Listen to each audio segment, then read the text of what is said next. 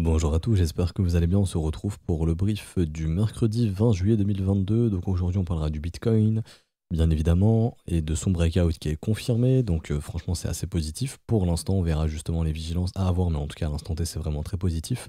On parlera également d'Ethereum qui a un petit train, enfin pas un train d'avance, mais qui est un petit peu plus fort que Bitcoin. Mais bon, tout ce que je veux dire pour Bitcoin, ça s'applique à Ethereum. Donc je ferai un point rapide sur Ether.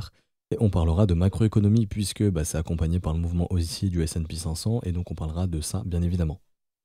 Petite précision, demain je ne serai pas présent donc il n'y aura pas de brief demain donc jeudi 21. Par contre il y aura un brief vendredi 22 juillet. Alors du coup le Bitcoin qui breakout enfin, donc on est enfin sorti de cette zone de range. Donc là ce qu'il faut se dire c'est de une que la volatilité revient.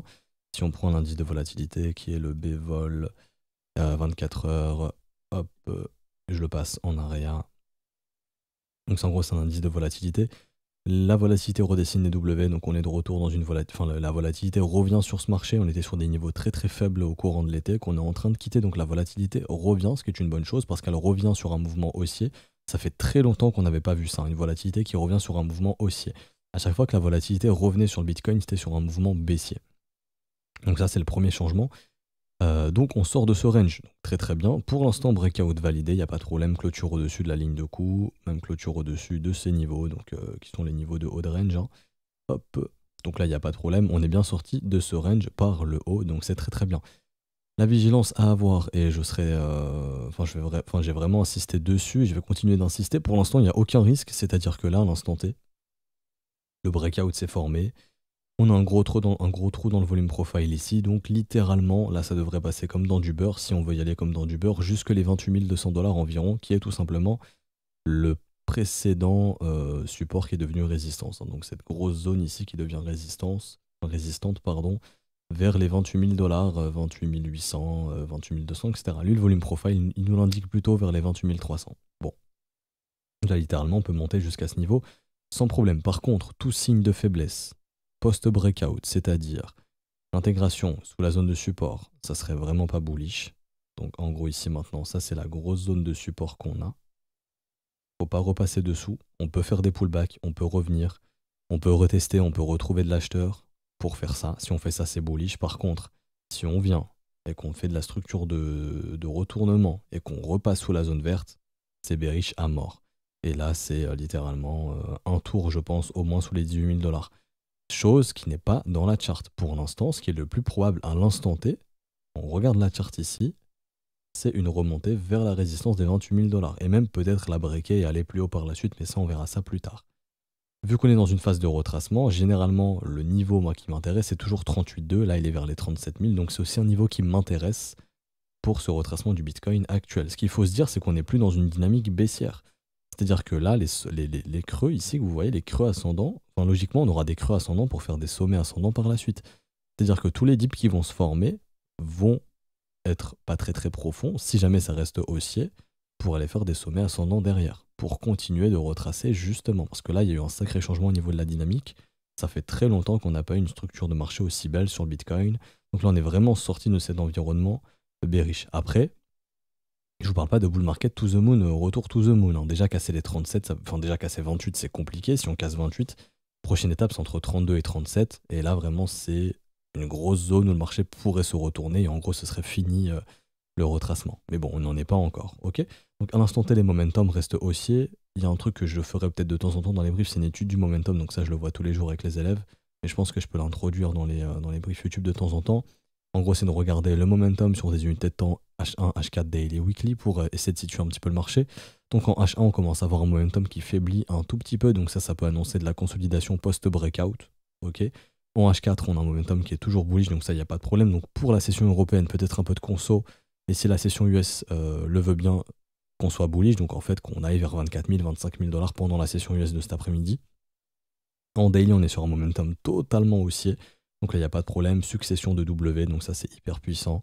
Donc le momentum est aussi ici en daily. Ce qui confirme bien qu'on est bel et bien dans un retracement et le momentum n'avait plus été aussi encourageant depuis très longtemps également. Et en weekly, pour moi, c'est pas encore un momentum haussier. Donc ce qui m'indique que daily H1, H4 haussier, donc qu'on est bel et bien dans un retracement. Par contre, reparler de bull market, par exemple cyclicité très haussière, comme on a eu ici, explosion d'ATH et to the moon, non. Donc voilà, c'est ce qui m'amène à penser que ce mouvement est un retracement. Et du coup, techniquement et logiquement, vu qu'on est sur la structure macro dans ce qu'on appelle du sommet creux, sommet descendant, on devrait peut-être retrouver un sommet descendant depuis le sommet précédent. Et en zone de rechargement de short, donc ça serait entre 35 et 40 000. Et rappelez-vous, il y a le premier arrêt à 37 000 $. Par contre, si on casse le sommet, là il y aura un changement dans la dynamique. Par exemple, si on casse les 49, et là je sais que je me projette beaucoup, mais je vous donne un peu tous les scénarios. Et du coup, ça voudrait dire, je pense pas qu'on ira faire un ATH directement, mais ça voudrait dire qu'en fait la dynamique elle est vraiment en train de s'échanger et on pourrait voir un développement de prix comme ça à l'approche de l'halving pour repartir ensuite dans un vrai bull market pour 2024. Voilà, ça c'est ce qui pourrait arriver. Maintenant, on en est très très loin. Voilà. Et du coup, l'étude du momentum ici nous apprend tout simplement que ces retracements, et en tout cas moi de ce que j'interprète, un retracement et pas forcément un retour de bull market. Donc voilà. Prochain niveau, comme j'ai dit, c'est vraiment 28 000 à surveiller. Maintenant, on a chassé tous les stops ici. Donc si c'est simplement une chasse au stop, vous allez voir très rapidement le marché faiblir. Donc s'il faiblit, ça c'est vraiment pas bon signe. Et du coup, ça voudrait dire que ok, c'était un piège, on a capturé les stops et on repart dans l'autre sens. Et du coup, on va nettoyer là-bas entre du 18,5 et du 17 400, voire plus bas. Mais pour l'instant, ça c'est pas dans la charte.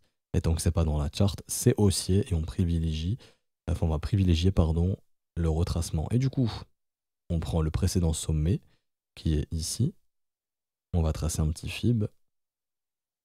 Les 38,2 sont en train de céder, donc rappelez-vous qu'en 38,2 ça cède. Prochain objectif, 61,8. Donc ici c'est entre 26 700. Et donc la zone de rechargement de short est entre 26 700 et 29 200. Ok, ça c'est si jamais vraiment le marché est pas très bullish, c'est le retracement qu'on aura et en gros vous verrez un truc comme ça. Tac, tac, tac, et puis hop, hop, hop. Et donc là le retracement est fini, on reviendra tester les creux. Par contre, si le marché est haussier, tant qu'il n'y a pas de signe de retournement, on peut venir ici. Si le marché faiblit pas, bam, bam, bam, on ira défoncer les 32. Et donc, comme je vous l'ai dit juste avant, la prochaine étape, ce sera les 37 000 $ environ. Mise à jour finie sur Bitcoin rapidement au niveau de l'order flow pour voir ce que fait la majorité. Les gens sont toujours short toujours super au ratio long. Il y a eu une grosse hausse d'open interest ici. Donc, je pense qu'il y en a beaucoup qui ont acheté justement le fameux breakout. Beaucoup qui ont short également, donc il faut faire vraiment très attention ici. Tant qu'on évolue au-dessus de la box violette, court terme, c'est bullish, puisque la majorité est bloquée en short, en fait. Par contre, si on commence à évoluer sous cette box violette, là, ça sent la chasse au stop. Et ça, ce serait du coup au moins sous les 21 400 et sous les 21 500. Donc, en gros, un truc comme ça. Et après, voilà, si c'est vraiment bullish, on devrait remonter. Mais là, à l'instant T, c'est les vendeurs qui sont bloqués, c'est ce qui fait qu'on peut continuer de monter sans problème. Par contre, comme j'ai dit, si on réintègre cette box violette, tous les acheteurs qui sont entrés ici, là on le voit, vraiment grosse hausse d'open interest, eux, ils deviennent des victimes, des gens qui seraient en menace, et du coup, il faudrait soit les liquider, soit les bouffer leur stop. Des mecs qui peuvent vendre, en fait, tout simplement parce que quand vous achetez, avec du levier, vous faites une promesse de revente par la suite. Vous n'allez pas garder votre position toute votre vie parce que déjà il y a du funding à payer, donc ça peut coûter de l'argent et on cherche à se débarrasser de ces positions qui nous coûtent des frais, surtout quand c'est avec levier.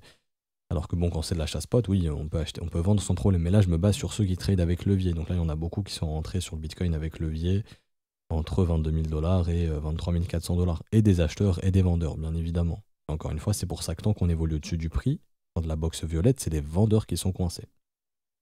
Il faut se méfier quand même. Il y a aussi beaucoup d'acheteurs qui sont rentrés sur ce breakout, donc faites très très attention. C'est pour ça qu'un retour chasse au stop, 21 400, etc. Court terme serait pas impossible, du coup ce serait le fameux retest de la petite zone verte ici, voir si ça tient. Si ça tient, pas de problème, on retourne au nord et on poursuit vers les 28 000 $. J'ai fini pour Bitcoin. Ah non, rapidement, non c'est bon en fait, c'est pas hyper intéressant, c'est bon. Du coup j'ai fini pour Bitcoin. Ether rapidement, alors où est-ce qu'il est Ether il va être ici, hop. Donc Ethereum, pareil, la breakout, très bien. Le premier arrêt d'Ether du mouvement précédent, pas du mouvement entier, il est environ vers 1900 $, donc c'est toujours un objectif qu'on peut se donner. Là on a créé une petite bougie qui va mettre l'Ether dans un range pour les prochaines heures ou peut-être prochains jours. Donc tout simplement c'est la bougie d'hier. Donc si on casse le plus bas, enfin le plus bas de cette bougie, il y a un signe de retournement et là il faudra peut-être s'attendre à un retour sur le point de cassure, donc vers les 1300 $ environ. Par contre, si on casse au nord, bon c'est que c'est bullish, on fait un nouveau sommet, donc là on se dirige vers les prochaines zones de stop qui sont ici. Donc au-dessus des 1009 et donc on pourrait venir chercher vers les 2200 $ par la suite. Ok. Tout ce qui est niveau momentum, etc., tout est positif sur Ethereum, il n'y a pas de problème. Les volumes sont vraiment encourageants. Il y a des volumes, enfin, il y a un volume acheteur croissant, un volume vendeur qui est décroissant, donc ça c'est très très bien. Franchement, c'est très encourageant sur Ethereum. Donc à surveiller ici, hein, une petite pattern de retournement baissière qui pourrait se former. Si c'est le cas, on aurait probablement un retest ici du BNST, donc des EMA 9 et 18, 1380 $, voire 1280 $. Donc cette zone ici qui serait à surveiller. Et d'ailleurs, ce serait une zone potentiellement buy de dip, hein, si vous êtes acheteur d'ailleurs sur Ethereum. Fini pour Ether sur l'analyse technique, parce que c'est très corrélé au Bitcoin.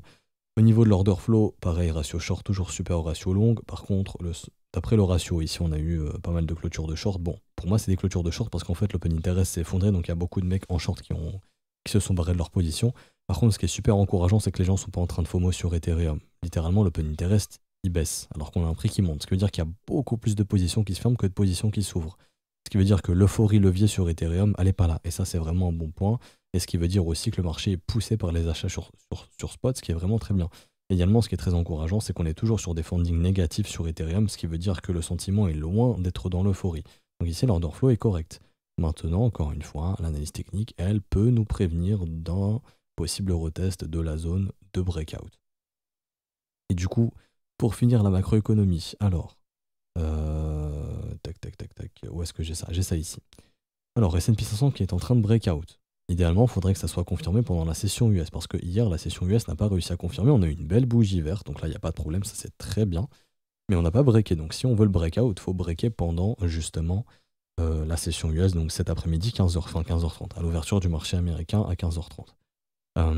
Et du coup, ce qu'il faut surveiller aussi, c'est qu'il n'y ait pas de signe de faiblesse ensuite, comme ce que je vous expliquais sur le Bitcoin, parce que les prochains stops sur S&P sont au-dessus des 4200. Donc si on faiblit avant la prochaine zone de stop, ça veut dire qu'en fait, il y a pas assez de vendeurs qui sont bloqués dans ce marché, et que tout simplement, bah ça y est, en fait, on a pété les stops du range. Du coup, l'événement CPI qui a été bearish et du coup les gens ont shorté sont bloqués ici. On a sorti leur stop. On reçut la macro parce qu'un chiffre CPI de 9.1 c'était pas bullish et du coup voilà, on se recalque à la macro et on repart dans l'autre sens. Ça, ce serait le scénario le plus bearish. Donc ça, c'est vraiment à surveiller. Encore une fois, mon rôle, c'est d'être vigilant. Pour l'instant, on n'est pas dans ce scénario-là. On n'a ni breakout pour l'instant, ni signe de faiblesse. Donc si on breakout et qu'il n'y a pas de signe de faiblesse, on continue de monter. Et le prochain objectif, ce serait zone de rechargement entre 4003 et 4500 pour l'été. Si on y va, ce serait vraiment bullish pour les cryptos. Par contre, si on faiblit sur le S&P 500, il y a de grandes chances qu'on puisse faiblir sur le Bitcoin et que du coup le scénario retracement d'été soit cuit. Pour l'instant, c'est pas le cas. Et du coup, pareil, un niveau extrêmement important à surveiller, c'est les 4080 points. Le premier arrêt. Si ici on faiblit et qu'on se retourne, pareil, ça c'est vraiment pas encourageant, ce sera retest des creux. Et si derrière les creux ne tiennent pas, nouveau plus bas. Mais déjà à partir d'ici, les cryptos redeviendront faibles également. Et ça, ce sera pas bon signe. Donc à l'instant T, il y a le breakout qui est en train de se former, c'est bien, tant qu'il n'y a pas de signe de faiblesse, on peut viser plus haut et ça peut tirer les cryptos plus haut. Également dollar index, qui nous a fait une petite pattern de retournement baissière le 15 juillet, donc ce qui témoigne d'une petite faiblesse au niveau de la force, hein, du dollar index. Donc on retrace un petit peu l'euro USD qui a réussi à tenir les 1 euro égale 1 dollar. Donc on rebondit un petit peu, maintenant on est vers 1,02, donc 1 dollar égale 1 euro égale 1,02 dollars. Il n'y a pas encore de gros signes de top sur le dollar index. Par contre, ce qui serait vraiment bearish pour le dollar index, je crois qu'en mensuel ça se verra mieux, possiblement, c'est si jamais on réintègre sous le point de cassure ici. Et là, on voit que le marché vraiment a breaké la zone. On a fait un nouveau plus haut depuis 2016. Par contre, ce qui serait très bearish, c'est qu'on réintègre si jamais. Ça veut dire que ça c'était un fake out et que derrière en fait on est juste venu capturer la liquidité de plusieurs années ici et que le marché se retourne. Si on a ça, ça voudrait dire que la hausse en fait du dollar est finie et que l'euro reprend de sa force. Ce qui n'est pas encore le cas actuellement. Et en dollar index faible, ça favorise une montée des assets à risque, dont les crypto-monnaies. Par contre ici en weekly, il y a eu le breakout. Il faut se dire que cette zone maintenant elle est méga support ici et que du coup si on y revient et que ça tient, bon bah c'est que le dollar index, son mouvement aussi, il n'est pas fini. Et attention, ça peut faire souffrir les assets à risque et dont les crypto-monnaies. Donc le risque d'une hausse du dollar index n'est toujours pas écarté. Maintenant, il y a une petite pattern de retournement weekly. Ça peut justifier justement un retest de la zone verte. Si elle tient, c'est bien pour le dollar. Si elle ne tient pas, tant mieux pour les assets à risque et les crypto-monnaies. Ça pourrait peut-être, par la suite, vu la hausse des taux en Europe, renforcer l'euro justement et du coup affaiblir le dollar. ce qui pourrait du coup créer tout simplement un retracement du dollar, retrouver de la force au niveau de l'euro, un dollar index qui est un petit peu plus faible, et du coup redonner euh, du punch, si je puis dire, aux assets à risque, donc les actions, les indices et les crypto-monnaies, très très probablement, et probablement même aussi l'or, hein, qui pourrait en bénéficier parce que l'or s'est littéralement fait défoncer suite à cette grosse hausse du dollar index, tout comme le bitcoin et les actions, les indices. J'ai fini pour aujourd'hui, j'espère que ça vous aura plu. Si c'est le cas, n'hésitez pas à laisser un petit pouce bleu, à vous abonner si ce n'est pas déjà fait, à nous rejoindre sur Discord, c'est totalement gratuit. Je vous mets le lien en description et en commentaire. Également, vous pouvez rejoindre la newsletter, donc n'hésitez pas, je vous sors normalement, je pense, la vidéo de vos altcoins préférés la semaine prochaine, donc début de semaine prochaine, parce que mon état s'est amélioré. Et je vais pouvoir récupérer mon setup principal, donc je vais pouvoir vous tourner cette vidéo dans les meilleures conditions possibles. Donc très très probablement début de semaine prochaine. Également, si vous souhaitez rejoindre l'école à ce stade du mois, c'est beaucoup plus intéressant de le faire via les modalités crypto, donc tout est expliqué dans le salon Bienvenue. Si vous avez une quelconque question, n'hésitez pas à la poser sur le Discord, on pourra vous répondre. Si vous avez procédé au paiement, vous pouvez envoyer le TXID à tous les professeurs, le premier qui le voit le valide et vous avez votre rôle élève, ça va super vite pour vous. Du coup, on se retrouve vendredi, parce que demain je ne serai pas là. On se retrouve vendredi, bonne journée à tous, ciao ciao.